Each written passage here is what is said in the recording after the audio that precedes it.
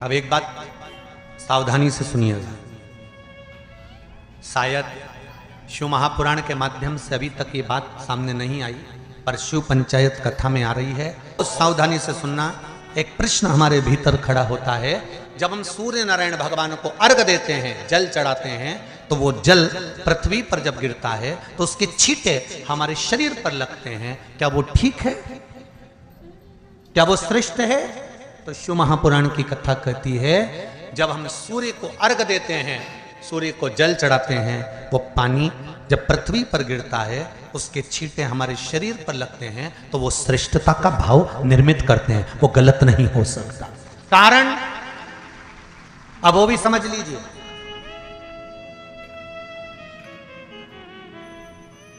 अब सूर्य नारायण भगवान को आप जल चढ़ा रहे हो तो छींटे नहीं लगे, उसके लिए क्या स्टूल पे चढ़ के चढ़ाओगे कि कुर्सी पे चढ़ के चढ़ाओगे?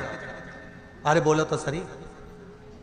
अब कई लोगों के दिमाग में यह बात भरा गई कि हम भगवान को जल चढ़ाते हैं, वो हमारे शरीर में छींटे लगते हैं, जमीन पे से पानी गिरता है, वो हमारे शरीर को छींटे लगते हैं, भगवान को अच्छा नहीं लगता होगा। कौन ने कहा? पहले तो उसको पकड़ के ला। मेरे राम जी महाराज, मेरे भगवान कृष्ण, बड़े बड़े संत, साधु, सन्यासी, तपस्वी, साधक, उपासक जितने भी हुए, जिन्होंने सूर्य की आराधना करी, इन्होंने टेबल पे चढ़कर या कुर्सी पे चढ़कर जल नहीं चढ़ाया। इन्होंने पृथ्वी पर खड़े होकर ही, क्योंकि पृथ्वी तत्व के देव हैं शिव। जब हम मृत्यु लोक पर खड़े होकर, पृथ्वी पर खड़े होकर भगवान शंकर का भाग पृथ्वी तत्व को धारण कर कर जल को हाथ में लेकर जब समर्पित करते हैं, और जो जल नीचे गिरता है वो शरीर पर अगर लगता है तो हमको उसका आशीर्वाद ही प्राप्त होता है, दोष नहीं लगता। पर लोगों ने इसको विपरीत कर दिया। कि कौन ने विपरीत करा? कई लोगों ने इसको विपरीत कर दिया। कौन ने विपरीत करा? तो जो दूसरे धर्म के लोग होते हैं, जिनको हिंदू धर्म से नफरत होती है और जो हिंदू धर्म की पूजन, सेवा, अर्चना को समाप्त करना चाहते हैं, वो धीरे धीरे धीरे धीरे कहने लगे कि सूर्य को जल चढ़ाओगे तो शरीर में लगेगा, शरीर में लगेगा तो दोष लगेगा। इसको कह कहकर घर घर में सूर्य को जल चढ़ाना लोगों ने बंद कर दिया कि आप जल चढ़ाएंगे तो दोष लगेगा, शरीर पे छींटा लगेगा, शरीर को ऐसा लगेगा। ये दोष नहीं है। कितनी सुंदर बात है महाराज। सूर्य नारायण भगवान को जब जल चढ़ाया जाता है, हाथ सिर से 8 इंच की दूरी पर होना चाहिए। जम के बोलिए, सिर से कितना ऊंचा होना चाहिए? 8 इंच ऊपर अपना हाथ होना चाहिए मस्तक से सूर्य को जल चढ़ाते समय। और ना चांदी का, ना स्टील का, ना लोहे का, ना प्लास्टिक का, ना कांच का, ना सोने का कोई बर्तन, ना कांसे का, ना एल्युमिनियम का, ना पीतल का। केवल एक पात्र होना चाहिए, वो है तांबे का। काय का पात्र होना चाहिए? तांबे का पात्र। और सूर्य नारायण भगवान को जब 8 इंच ऊपर तुम्हारा हस्त है, और जब हम सूर्य को जल चढ़ा रहे हैं, कैसे जल चढ़ाना है वो भी समझ लीजिए। अगर कोई कैंसर का मरीज है, जिसके चेस्ट में कैंसर आ गया हो, लेफ्ट में, राइट में कहीं पर कैंसर आ गया हो, या कोई गठान आ गई हो, तो महाराज आप जल चढ़ाते समय उस जल की धार को सूर्य भगवान को जब चढ़ा रहे हो, तो धार आपकी गठान की ओर जाना चाहिए, जिससे सूर्य की किरण उस जल में से आपके उस स्थान पर पड़े, उस जगह पर पड़े जहां पर गठान है।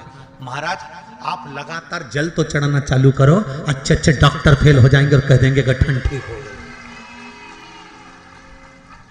आपका लीवर और किडनी गड़बड़ कर रहा है, आप प्रतिदिन, आपका स्वास्थ्य गड़बड़ रहता है, आप प्रतिदिन ये ज्योतिष शास्त्र के अंतर्गत, रत्न शास्त्र के अंतर्गत, ये रत्न शास्त्र, ज्योतिष शास्त्र, रंग शास्त्र जो हमारे यहाँ है, रंगों के हिसाब से ये जितने रत्न होते हैं, माणिक हुआ, मोती हुआ, नीलम हुआ, मूंगा हुआ, पुखराज हुआ, ये क्यों कहते हैं ये पीला है, ये सफेद है, ये नीला है, ये लाल है, इसको शरीर में क्यों पहनाते हैं? उसका कारण होता है कि जब शरीर में पहनते हैं, सूर्य की किरण उसमें पड़ती है, हमारे शरीर पर वो कलर का इफेक्ट पड़ता है, उस कलर को शरीर पर लगता है, और शरीर पर लगता है तो हमारा शरीर धीरे धीरे, हमारी जो इंद्रियां हैं वो सही होने लगती हैं, काम सही होने लगता है। तो आप कहते हो ना सब, मैं कौन सा नक पहनूं, मैं कौन सा मोती पहनूं, मैं कौन सा पुखराज पहनूं, मैं कौन सा नीलम पहनूं, वो ज्योतिष शास्त्र के अंतर्गत, रत्न शास्त्र के अंतर्गत जितने रत्न हम पहनते हैं ये केवल उस किरण के लिए ही तो पहनते हैं कि जो सूर्य की किरण मिले, उस किरण का प्रभाव हमारे शरीर पर पड़े। तो इन सबसे अच्छा है कि सुबह शंकर भगवान का नाम लो, तांबा का लोटा में जल भरो, 8 इंच ऊपर सिर से हाथ होना चाहिए, और सूर्य नारायण भगवान का दर्शन साधारण नहीं, जो जल तुम चढ़ा रहे हो वो जल की जो धार आ रही है उसमें सूर्य का दर्शन होना चाहिए, तो कैंसर की बीमारी कभी नहीं हो सकती।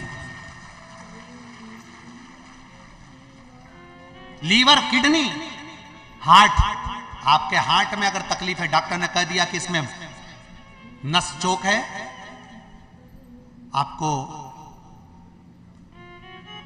कहीं ना कहीं छल्ला डलेगा, आपको कह दिया इसमें कुछ ना कुछ प्रॉब्लम आ रही है, आप सूर्य को अर्घ देना चालू कर दो, सूर्य को जल चढ़ाना चालू कर दीजिए। आप सूर्य को जल चढ़ाओ, वो जल की जो तरंग आ रही है, वो जल जो निकल कर जा रहा है, उसकी जो किरण आपके हृदय पर, आपकी छाती पर पड़ रही है, नाड़ियों में पड़ रही है, नसों में पड़ रही है, उसका बल देखो तो शरीर 1 महीना लगातार चढ़ाओ तो 15 दिन 20 दिन कर तो देखो।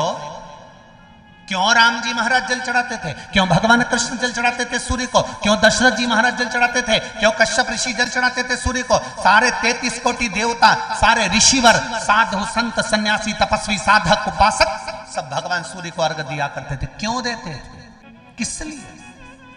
सूर्य नारायण भगवान को जल चढ़ाते समय आपके पंजों की एड़ी ऊंची नहीं होना चाहिए, ध्यान दीजिएगा।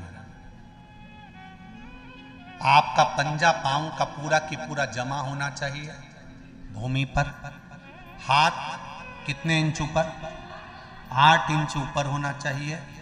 जल जो गिरे, सूर्य की किरण, सूर्य का दर्शन उस जल की रोशनी में करना चाहिए।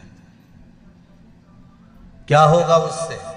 जिस बच्चे को आंख में चश्मा लगा हो, मोटे से मोटा चश्मा लगा हो, छूट नहीं रहा हो, तो थोड़े दिन उसको सूर्य का अर्घ चढ़वाना चालू कर दो, और जल में से सूर्य का दर्शन कराना चालू कर दो। सूर्य का दर्शन जल में से 2 महीना 2.5 महीना बहुत है, आंख की रोशनी बढ़ जाएगी, चश्मा हट जाएगा। आप कर देखिए। अब एक प्रश्न और खड़ा होता है सूर्य को अर्घ देने का। गुरुजी, पंचदेव पंचायत में सूर्य नारायण भगवान शंकर की पंचायत में है। सूर्य नारायण को हम फ्लैट में रहते हैं, हम फ्लैट के अंदर रहते हैं, तो हम फ्लैट में रहते हैं, हमारे यहाँ अगर छज्जा नहीं है, हमारे यहाँ जगह नहीं है, तो हम सूर्य को अर्घ कैसे दें? तो महाराज खिड़की तो होगी, अगर घर में फ्लैट में पानी ढुलेगा और आप लोग नहीं समेट सकते तो एक बाल्टी रख लो, एक पात्र रख लो, पर सूर्य नारायण भगवान को अर्घ देकर रोशनी शरीर पर पड़ना चाहिए। जिंदगी में कभी कोई बड़ी बीमारी नहीं आ सकती। कितने लोग देते हैं सूर्य को अर्घ? जरा हाथ उठाओ। बहुत बढ़िया, बहुत जोरदार। पुरुष लोग भी देते हैं ना, चाहे बच्चे से बच्चा, बच्चों के हाथ में भी 1 लोटा पानी पकड़ा। घर में छोटे बच्चे हो ना, उनको तांबे का लोटा दो, पानी दो, जा बाहर खड़े हो जा, 1 लोटा पानी चढ़ा के। पहले दिन आप स्वयं बच्चे के साथ बाहर खड़ी हो, ओटले पर, घर के बाहर खड़ी हो, छत पे खड़ी हो या घर के बाहर खड़ी हो, और बच्चे से कह लो चढ़ाओ बेटा, देखो ऐसा हाथ 8 इंच ऊपर करिए, तांबे का लोटा लेकर पानी धीरे धीरे डोलना है, जैसे वो स्लो मोशन के सीन नहीं होते नाटक में, एकदम धीरे धीरे, बस नहीं तो मालूम पड़े छोरा छोरी एक साथ उंडेल के नहीं। जल चढ़ाते समय उस पानी में से सूर्य की किरण पड़ना चाहिए, सूर्य की किरण। एक बात और कहना चाहूंगा, अगर आप लोग स्वीकार करेंगे तो, अगर कहीं आपको लगता हो कि बच्चा पढ़ने में कमजोर है, विद्या में कमजोर है, रिजल्ट अच्छा नहीं आ रहा, पढ़ने में कमजोर है, वो पढ़े अपनी जगह पढ़े, वो कार्य करे अपनी जगह करे, मेहनत करे अपनी जगह करे। बच्चों को कह दो कि कुछ समय के लिए सूर्य को अर्घ देना चालू कर। सूर्य की किरण जहां पर ब्राह्मण या हिंदू धर्म का व्यक्ति मस्तक पर तिलक लगाता है, भुकुटियों के बीच में उस सूर्य की किरण इस भुकुटी के बीच पड़ना चाहिए, परंतु पानी कम से कम ना करते हुए स्लो मोशन में धीरे धीरे गिरना चाहिए, एकदम धीरे धीरे। तो यहां एक रेखा सूर्य की किरण से पड़ती है